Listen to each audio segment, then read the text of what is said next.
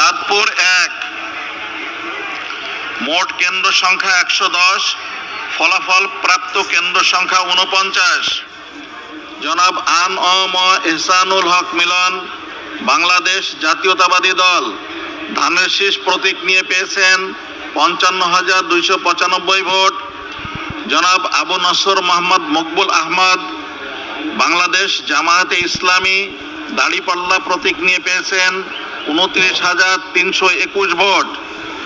মোহাম্মদ আজাদ হোসেন, জনাব মোহাম্মদ আজাদ হোসেন, গণফোরাম, উদীয়মান সূর্য প্রতীক নিয়ে পেয়েছেন 134 ভোট।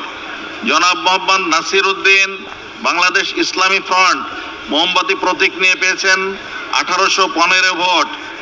জনাব মোহাম্মদ এনায়েত হোসেন, গণ অধিকার পরিষদ, ট্র্যাক প্রতীক নিয়ে পেয়েছেন 89 ভোট। হাবিব খান, জনাব হাবিব খান, জাতীয় পার্টি, লাঙ্গল প্রতীক নিয়ে পেয়েছেন 277 ভোট।